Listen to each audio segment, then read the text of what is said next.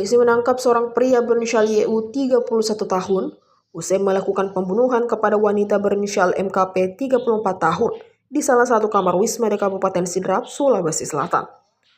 Pelaku nekat membunuh korban karena menolak diminta membayar setelah berhubungan badan. Kapolres Sidrap AKBP Fantri Tahirong mengatakan, pelaku ditangkap di tempat persembunyiannya di sebuah rumah di tengah sawah di Desa Ujung Kesi, Kecamatan Tanah Sitolo, Kabupaten Wajo, Kamis 11 September.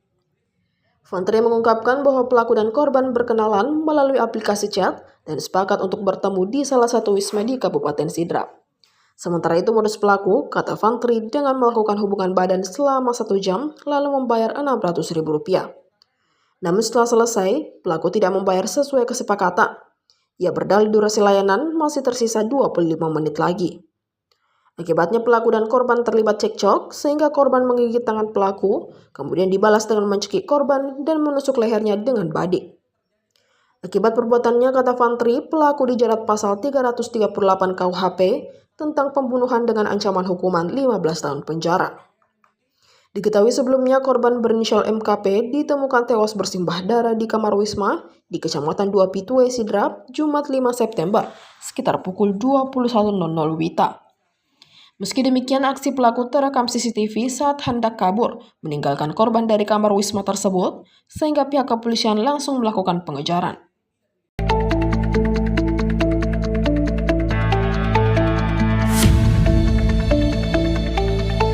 Wakil Gubernur Sulawesi Selatan atau Wagub Sulsel Fatmawati Rusdi menerima kunjungan Duta Besar Republik Indonesia untuk Kuwait, Lena Mariana Mukti, di Rumah Jabatan Wakil Gubernur Jalan Yusuf Daengawing, Makassar, Sabtu 13 September.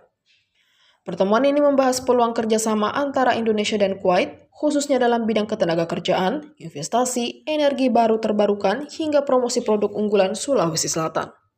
Dubes RI untuk Kuwait, Lena Mariana Mukti, menegaskan bahwa Kuwait sangat terbuka terhadap tenaga kerja asal Indonesia.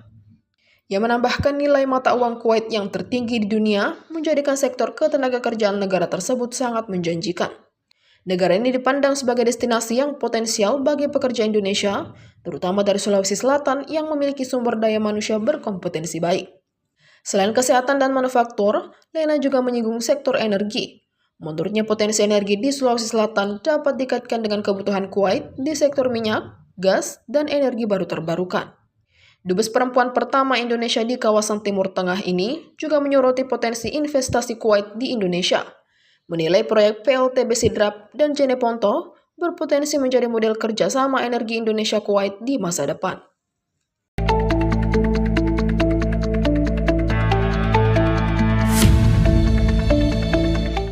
Dalam rangka Dies Natalis ke-69 Universitas Hasanuddin atau UNHAS, sekaligus memperingati Maulid Nabi Muhammad SAW, Direktorat Hubungan Alumni UNHAS bekerja sama dengan pengurus Pusat Ikatan Alumni atau PPIK UNHAS menyelenggarakan lomba kado minyak yang unik dan spektakuler yang berlangsung di tepi danau UNHAS Minggu 14 September.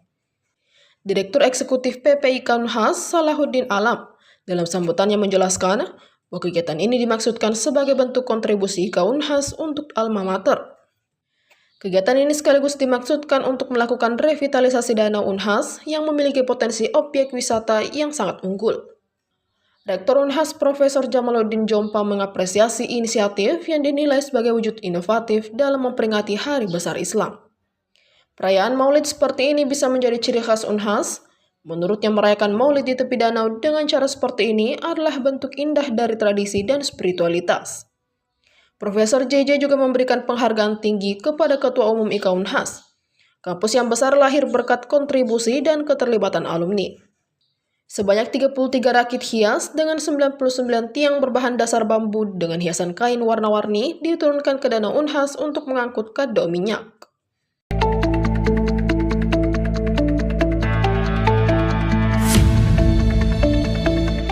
Bupati Lutim Irwan Bakhrisham hadir langsung dalam kegiatan sosialisasi program Beasiswa Lutim Juara bersama mahasiswa Luwu Timur di Kota Makassar yang berlangsung di Hotel Jolin, Minggu 14 September.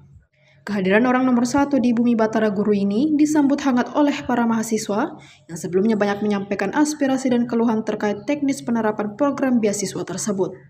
Dalam kesempatan itu, Bupati Irwan memberikan penjelasan terkait beberapa persoalan yang disampaikan mahasiswa. Ia menegaskan bahwa bagi angkatan 2021, pemerintah daerah akan memberikan bantuan khusus penyelesaian studi. Selain itu, mengenai syarat ijazah, cukup dipenuhi dengan domisili di Luwu Timur selama 3 tahun berturut-turut, serta pernah menempuh pendidikan di SMP di Luwu Timur. Adapun ketentuan umur dan indeks prestasi kumulatif atau IPK, ditegaskan Bupati tidak mengalami perubahan dari aturan sebelumnya. Ketua Umum Pengurus Pusat Ikatan Pelajar Mahasiswa Luwu Timur atau PPIPMA Lutim, Haikun Chandra juga turut memberikan pernyataan. Ia menegaskan bahwa IPMA Lutim siap mengambil peran aktif dalam mengawal sekaligus menyukseskan terrealisasinya program beasiswa tersebut. Salah satu tokoh mahasiswa yang juga hadir, Adrian Syaputra, mantan Sekretaris Umum IPMA Lutim, Komisariat Woto yang kini melanjutkan pendidikan S2, turut memberikan masukan sekaligus apresiasi atas kebijakan beasiswa yang dihadirkan oleh Bupati Luwu Timur, khususnya untuk jenjang pasca sarjana.